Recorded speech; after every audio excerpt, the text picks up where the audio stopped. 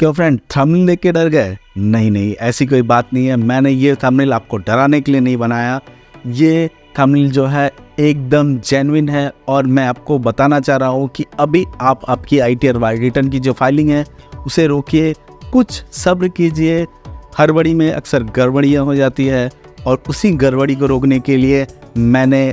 ये वीडियो बनाया है और इस वीडियो में आपको पूरी डिटेल इन्फॉर्मेशन मैं देने जा रहा हूँ कि क्यों मैंने ऐसा थंबनेल बनाया, क्यों आपको डराने की कोशिश की है या सच में ऐसी कोई बात है जिससे कि आप अगर नहीं मानेंगे तो आपको करना पड़ेगा कुछ मुसीबतों का सामना और आपको आ सकती है इनकम टैक्स डिपार्टमेंट से नोटिस भी अगर आप इन चीज़ों का ध्यान नहीं देते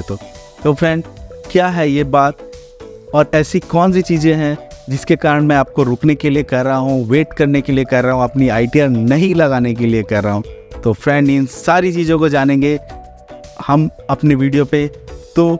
चलते हैं वीडियो पे और उससे पहले मैं चंद्रकांत और आपका स्वागत करता हूं हमारे YouTube चैनल फिनटेक्स एडुकेयर में। तो फ्रेंड, मैं आपको लेके आया हूं हमारे इनकम टैक्स साइट पे और यहाँ पे कुछ डेटा है जो इनकम टैक्स साइट ने हमें प्रोवाइड की है। और इसके साथ ही मैं बता दूं, मैं जो ये वीडियो मैं बना रहा हूँ 28 अप्रैल 2024 को और इनकम टैक्स की साइट पे ये जो डेटा है लास्ट अपडेटेड है 25 अप्रैल 2024 की, जहाँ पे हम देख सकते हैं कि यहाँ पे हमारे यहाँ दिखा रहा है कि 11,99,96,360 लोग जो है वो इंडिविजुअली रजिस्टर्ड यूज़र हैं और जिनमें से नंबर ऑफ ID जो है वो वेरीफाइड हो चुकी है रिटर्न, वो है 4,31,473। यहाँ फ्रेंड, इसके साथ ही नंबर ऑफ रिटर्न फाइलिंग जो है वहाँ पे हम देख सकते हैं कि 4,75,779 जो रिटर्न फाइल्ड हो चुकी है और 2,76,019 रिटर्न जो है वो वेरीफाइड एंड प्रोसेस में है। यानी कि हम लोग यहाँ पे समझ सकते हैं कि काफ़ी लोग जो है वो बहुत ही हड़बड़ी में बहुत तेज़ी से अपनी रिटर्न जो है वो 1 अप्रैल 2024 से ही फाइल करना शुरू कर दिए हैं। बट फ्रेंड, मैं आज आप सभी को रिक्वेस्ट करता हूं कि अभी आप अपनी जो ITR है वो फाइलिंग स्टार्ट ना करें। क्यों ऐसा मैं कह रहा हूं, क्यों आपको मैं आपकी ITR फाइल करने से रोक रहा हूं, इसके बारे में बात करते हैं। चलिए फ्रेंड, पहले हम जान लेते हैं कि हमारी ITR जो है अभी हम फाइल करने जा रहे हैं फाइनेंशियल ईयर 23-24 की। फिनेंशियल ईयर 23-24 यानी असेसमेंट ईयर 24-25 की जो हम ITR है ये हम फाइल करने जा रहे हैं। यहाँ पे नॉन ऑडिट केस जो है यानी कि individual, HUF, association of person और बॉडी ऑफ इंडिविजुअल, ऐसे लोग जिनकी जो फाइल जो है वो ऑडिट के लिए एप्लीकेबल नहीं है,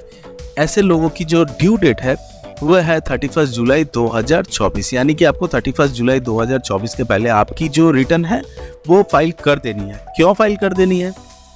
अगर आप 31 जुलाई 2024 के पहले अपनी रिटर्न फाइल नहीं करते हैं तो आपसे एक ऑप्शन जो है, एक बेनिफिट जो है ओल्ड टैक्स रिजीम का, ये आपसे छीन लिया जाएगा।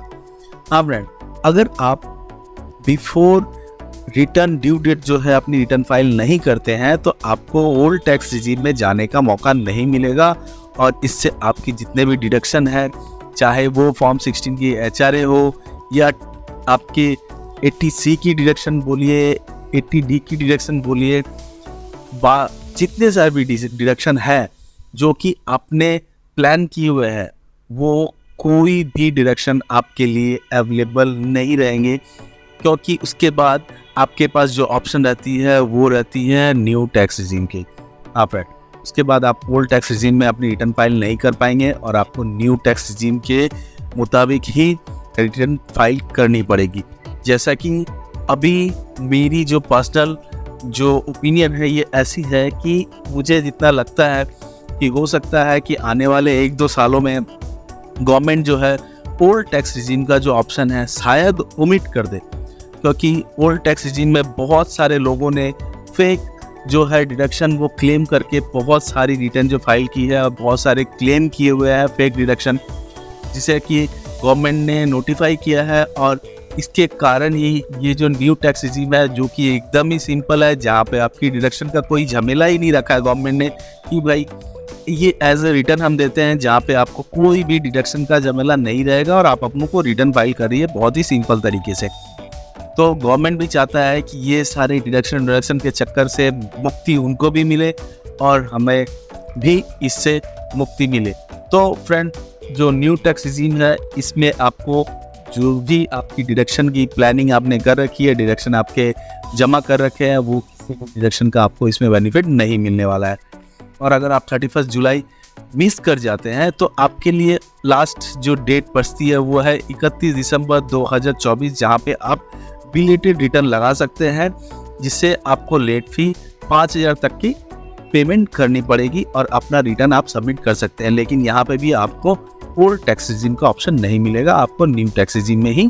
जाना पड़ेगा। और अगर आपकी ऑडिटेड केस है तो उसकी ड्यू डेट जो है वो 31 अक्टूबर 2024 है और बिलेटेड रिटर्न की 31 दिसंबर 2024। ये तो रही आपके ड्यू डेट की बात। अब जो मेन मुद्दा है जिसके लिए आप अभी तक इंतजार कर रहे हैं कि आखिर क्यों मैं आप सभी को रोक रहा हूं आपकी रिटर्न फाइल करने के लिए, उसका रीजन जो है वो ये है कि टीसीएस की जो ड्यू डेट है वो है रिटर्न फाइलिंग की 15 मई 2024 और टीडीएस की रिटर्न फाइलिंग की डेट जो है वो 31 मई 2024 तक है। तो फ्रेंड, अगर आपकी कोई भी ऐसी ट्रांजैक्शन है जिसमें टीसीएस और टीडीएस डिडक्ट हुआ है, उसका बेनिफिट आपको मिलना है और आपने हड़बड़ी में अपनी रिटर्न जो है वो पहले ही लगा दी है, तो फ्रेंड आपको मैं बता दूं कि अभी तक हमारे इनकम टैक्स साइट पे अप टू दिसंबर 2023 तक का ही जो डेटा है वो अपडेट हुआ है। उसके बाद जो जनवरी, फरवरी और मार्च 2024 का जो डेटा है अभी तक अपडेट नहीं है, क्योंकि इसकी ड्यू डेट जो है अभी रिटर्न की बाकी है। तो फ्रेंड, आपको अपनी रिटर्न जो है इसके लिए तो वेट करना है कि जब तक आपकी टीसीएस और टीडीएस का जो ड्यू डेट है वो क्रॉस ना कर जाए। और इसके साथ ही और एक बहुत इम्पॉर्टेंट जो अपडेट ये है कि आप अगर क्रेडिट कार्ड की ट्रांजैक्शन करते हैं या फिर आप शेयर मार्केट में ट्रेडिंग करते हैं, शेयर मार्केट में आपका ट्रांजैक्शन हुआ है, अगर फॉर द मंथ जनवरी, फरवरी और मार्च 2024 में अगर कोई भी प्रॉपर्टी आपने सेल की है